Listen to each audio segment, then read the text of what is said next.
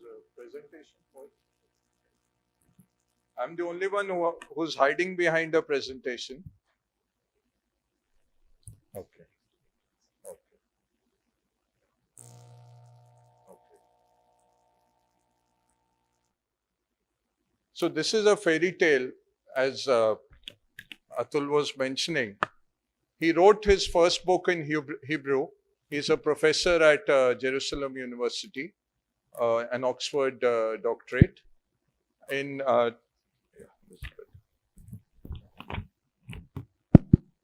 So in 2013, he wrote his first book, Sapiens, and then it got translated over a year into English, and that took off. That became a bestseller. It had 1 million copies in a few weeks, and Mark Zuckerberg wrote about it as in his list of best books for 2015, and Barack Obama picked up, and he quoted about it. And after that, it was history. 50 million books sold in 45 languages so far. He's not looked back. So today I have chosen to review his latest book. He's written about the past in Sapiens. He's written about the future in Homo Deus. And now, just last year, his third book came out, which is an amalgam of the past and the future, and he's talking more about the present. So how we should live our lives now and going into 2050, some of those questions he's looked at. In terms of Sapiens, he was looking at the past, examining how an insignificant ape became the ruler of planet Earth, how Homo sapiens won the evolutionary battle across generations and came to rule, and we are all Homo sapiens sitting here. Homo Deus was the long-term future of life, contemplating how humans might eventually become gods. What might be the ultimate destiny of intelligence and consciousness? A very futuristic book. It really brings together a lot of history, philosophy, anthropology, sociology, and the technical disruption that is happening all around us, especially biotech and infotech getting together. So by next generation, what will happen in terms of biotech and infotech getting together? The present book, 21 Lessons, is a self-help guide for a bewildering age. He uses the word bewildering age. This is his description of the book, with truly mind-expanding observations. That is my edition. It's grand in scope. So, he's talking about wars. He can talk about Prophet Muhammad. He reads the Arab Spring of, 2-3 years back. And just like Priya talked about Jesus, he says 1400 years back, the Prophet led the first Arab Spring. And that has still had an impact around the world. It is one of the most popular religions. So from war to meditation, he's a meditator. He comes to Pune every year, spends 30 days in silence, meditates 2 hours a day. And the last 3 chapters, he talks about religion, about meditation. So very direct, something very practical. 21 intense insights as essays. He's taking stock of where humanity has reached, where it might be going. It is his USP to mesh together unexpected ideas into dazzling observations and intense insight. So right from talking about big data to robots, he's analyzing, would the French Revolution have succeeded if you had military robots at that time? And that is the risk we are running, because you're going to have, at the pace we are going, right now you have equality of opportunity at the start. There's not very big physical difference and even cognitive difference between human beings at the starting line. But the way technology is going and the capturing of the creativity and cognition, it might lead to superhumans in the next 50 years, where you could have 99.99 as a useless generation. That's his term, I'll explain that. And 0.01% of superhumans who are the most good looking, the most creative, the most wealthy, and the most intelligent through genetic re-engineering. That's a big risk that humanity is facing today. Central themes: what are today's greatest challenges? What are the most important changes? What should we pay attention to? Because it is a world full of so much information. So he says 2 hours I spend in meditation a day. That is the best time. 22 hours I'm trying to answer Twitter, social media, emails, queries by people. That's how my time gets split up. What should we teach to our kids? Are we still capable of understanding the world that we have created? Because it's moving so fast. First time in history, you have so much change, so difficult to really analyze. And that's the greatness of this author. He brings all that together into one book. And if you read it, it gives you a good advantage in trying to understand. In a world deluged by irrelevant information, clarity is power. He's not giving answers. He's not giving historical narratives. He does go back to narratives. He'll talk about World War I, that it was not about food or territory. World War II again was not food or territory. But now a lot of wars might be fought on those angles. So like that, he weaves in a lot of history. He'll talk about Bosnia, the killing of Muslims in Bosnia by the Bosnian Serbs. Brings a lot of perspective on why wars are happening, what is happening, and gives some solutions, but with a lot of humility. He'll say, this could be possible, but you have to figure out your reality. I think that's the greatness of an intellectual, not to give you very deterministic answers on such broad issues. Gives a lot of themes of the populist parties rising. Why is liberal democracy in crisis? Is God there? Is a new world war coming? Which civilization dominates the world? Is it the West? Is it China? Is it Islam? Should Europe keep its doors open to immigrants? So all the major issues, he emphasizes the internal and the external. He's saying you are linked as a human being. And this I could really resonate with. My wife and I were unfortunately caught in 26/11 at the Taj for about 10 hours. And we saw death 5 times in the eye that night and saw people getting killed. We were fortunate to escape without any injuries after next morning around 10:30. But he takes on a full chapter on terrorism. And I like the insight that we are getting very psyched by terrorism. Terrorism is actually a psychological warfare. You have taken away the millions that used to die in the 19th century, 20th century in political conflicts. You have made societies very safe. So if in France, at one concert, they open fire and they kill people, there is the millions of French go into a mode that the world is coming to an end. So they say you have to break through the psychology of the terrorists. There are not that many. The impact, do you know how many people die in accidents every year? 1.25 million people worldwide are dying in accidents. Terrorism is a few thousand. But the psychology of the terrorist is such that they are creating panic all over the world, and you have to make asymmetric response. They can strike anywhere, but all your vulnerable areas you have to keep on. And I think it's very relevant for India also, with the pinprick strategy that Pakistan keeps doing on us. And we have to keep on having such a huge army presence on the borders when that money could be used for social welfare and things that we need for. Very good insight. We spoke a bit on the the biases that we carry. I think Nandita ji brought it out very well. The religious and political biases that we face are racial and gender privileges and are witting complicity in institutional operation. We don't even understand this. You know, we are lucky in Japan, they were suppressing girls from going into medical schools. They had made a program where the girls' applications would not go through. In India, 50% medical students are girls, but only 19% practitioners, doctors are girls. 31% get knocked off.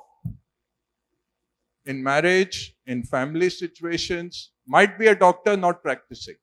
That's the kind of loss that the society is having. I found this, it's a popular, cartoon which was on social media, shows a young black lady and versus, a person of a different color, and how difficult it is. So a lot of times we are not giving this, what Vinita also mentioned, Michelle Obama saying we have to work twice harder for half the impact.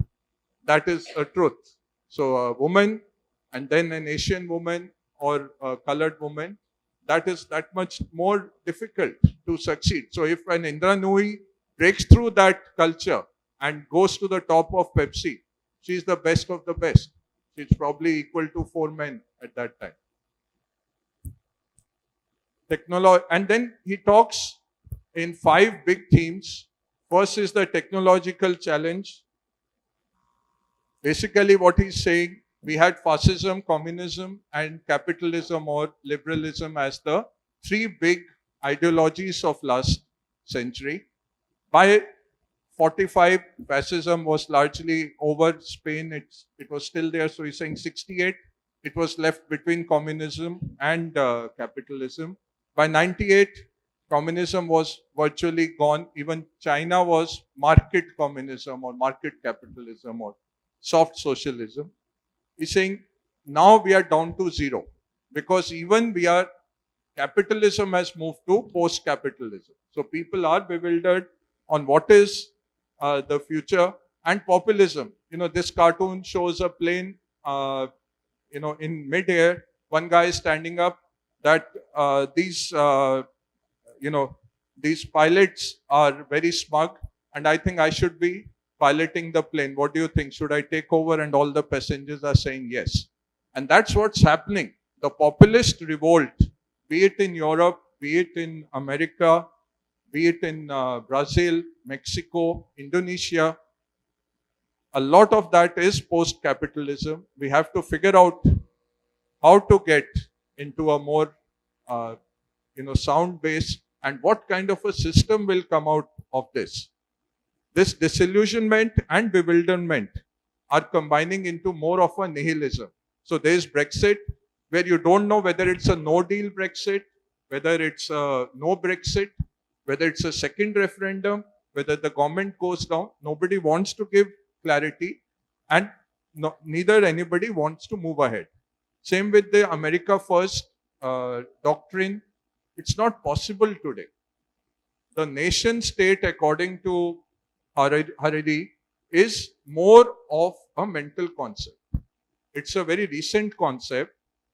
About 400 years back, there was no American republic as such. A lot of us didn't know. Most of Europe and Asia didn't know that America existed till about 1600. The first explorers would have reached, or Columbus reached 15th century. So 500 years back. He's talking about this. Then on the artificial intelligence part, a very interesting example, I would like to first take that and then I'll come back. This is AlphaZero versus Stockfish. So in the 1990s, Garry Kasparov lost to Deep Blue of IBM. That became the most powerful chess computer. And that has transitioned now into Stockfish. Stockfish is able to analyze 70 million moves per second. So no one can stand against Stockfish. Google brought their machine learning software called AlphaZero. AlphaZero had no training. They just showed it the moves and then they left it alone for 4 hours to learn. And in 4 hours, AlphaZero learned as much as history to date our computer had learned and it beat it. It was able to beat Stockfish 8 version uh, about 28 times out of 100, and 72 times it drew. Even though the intellectual power of Alpha Zero was 88 moves, 88,000 moves versus 70 million moves that Stockfish could analyze. But it was going so creative because it was doing machine learning. So the computer was teaching itself faster than what the human programmers were teaching the computer. That's the kind of risk we are running. When does the computer take over? Though the futurists are divided between these two views, that it will be beneficial. Yes, the engineers will always say, the companies will say it's beneficial, but somewhere we have to bring regulation. We have to bring the philosophers also to think what will be good and what has to be banned and not allowed. Universal basic income, what we are talking in India also, something very essential as a safety net for everybody to have something available, because there will be very few jobs. He's saying the possibility is billions of jobs could go over the next 20 years. You could have students graduating, but no jobs for them.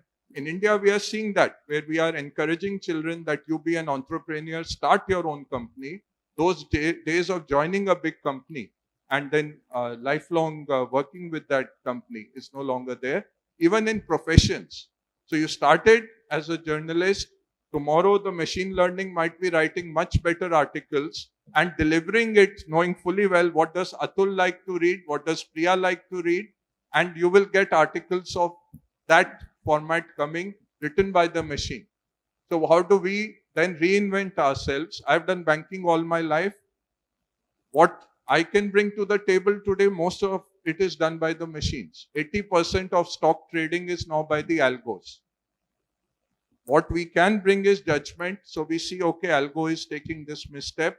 Once in a while, we can make money. Otherwise, it's very difficult. Same thing as I told you about the chess. That is reflective of what is happening in all the fields. And the risk we are running is a digital dictatorship, which makes a lot of people irrelevant.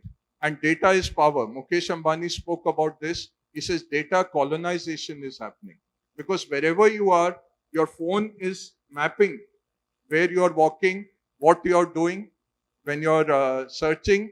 So much so that advertisers are now writing advertisement that it will get caught by the Google search algorithm. So your ad copy, if you have to sell your book, if you put up a review of your book, you have to put up in a way that Google search will catch it and it will come in the top 3 books of India, and then the sales boom. So Google search algorithm is not your servant, it's become your client if you're an ad agency. If you're a writer, you have to pay Google search algorithm to catch your book. The richest 1% might own not merely most of the world's wealth, but also most of the world's beauty, creativity, and health.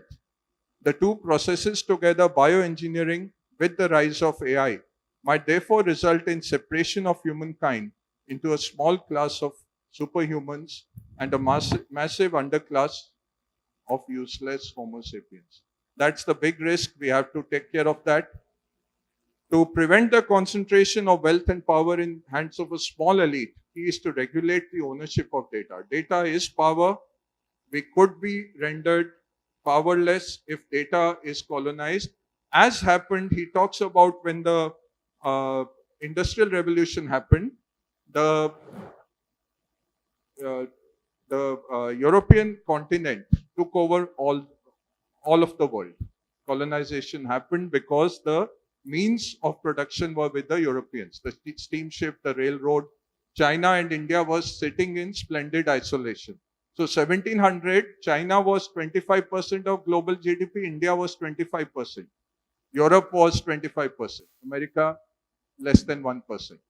Russia, Japan, Africa made up the rest. By 1900, India and China were down to 2%.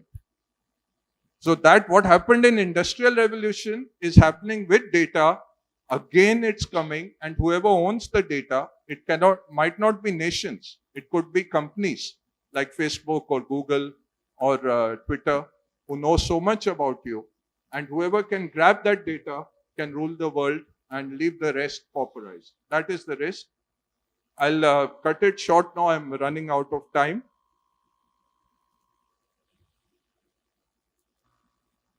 He talks a bit about fake news. He makes a good comment there that you're ready to pay for everything, but you're not willing to pay for news, for good journalism. So go ahead and create, subscriptions to good journalism. Support it so that you will get non-fake news. And other thing is saying that fake news was always there. It's just that now it gets more multiplied faster. But it's not that people are any less ignorant now. If anything, they have more information. You can fact check it very fast. But the dissemination is very fast. Big solution there is pay for your news, pay for good journalism, and create those institutions. This is an example from Facebook where somebody is writing the Japanese could have never bombed Pearl Harbor, how they could have gone this far. So it's probably a flat earth society. They don't understand that it was the other way around that the Japanese went. But this is the reality today on social media. Finally, he talks about resilience, the way out. He says, I'm getting a lot of clarity with meditation. I am associated with the Art of Living Foundation. We are doing a lot of research on meditation. The kind of clarity, the kind of stress reduction, the kind of laser sharp focus that meditation is bringing. Harvard has brought out very interesting data on how even brain cells are getting regenerated.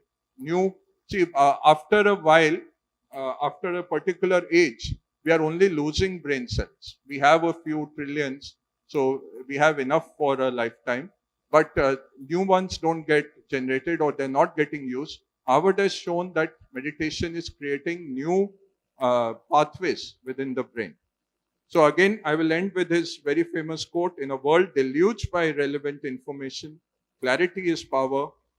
It's a clarity he credits to meditation, a ritual he diligently practices 2 hours a day, 30 days silence retreat he takes. And what is he saying to all of us? Remain curious and open about the future. The minute you become emotional, scared, or pessimistic about it, you lose some of the ability to see what's happening and what are the possibilities. So he's not really prescriptive or telling you. I've added this: keep reading, keep learning, keep evolving. Thank you to all who made this talk possible, Mohit, Sonia, and to all the masters who have been, who are, and who will be.